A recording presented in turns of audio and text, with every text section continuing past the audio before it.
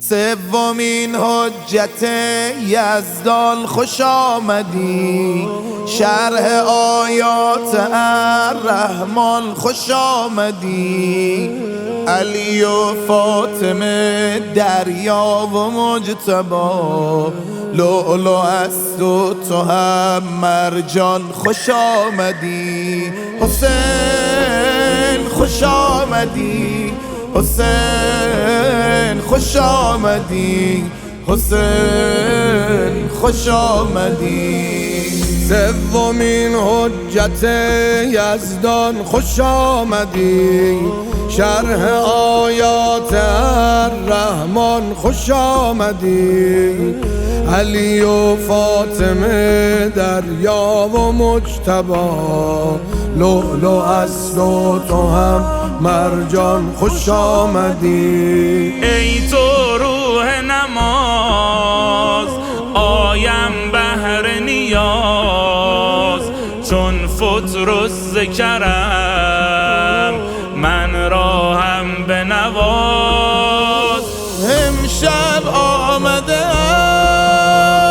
تا در این درگاه، میگویم که ببخش جرم من را ای شاه. صلی الله علیک یا ابا عبدالله، صلی الله علیک یا ابا عبدالله، صلی الله علیک یا ابا عبدالله، صلی الله علیک یا ابا عبدالله.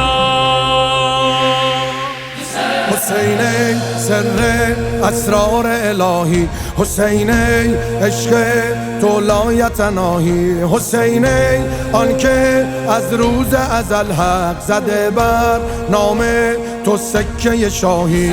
خیر و برکات اومده، جمع حسنات اومده، خیر و برکات اومده، جمع حسنات اومده. آی گنهکارا مژده، کشتی نجات اومده، آی گنهکارا مژده، کشتی نجات اومده. آرام دل بیتاب منی، با ابروی خود محراب منی. من بنده و تو ارباب منی، من بنده و تو ارباب منی. آرام دل بیتاب منی، با ابروی خود محراب منی.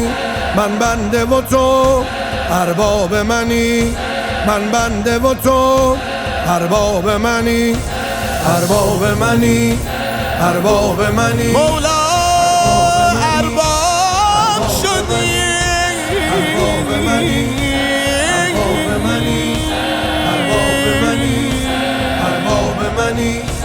که رو بر کس نزند،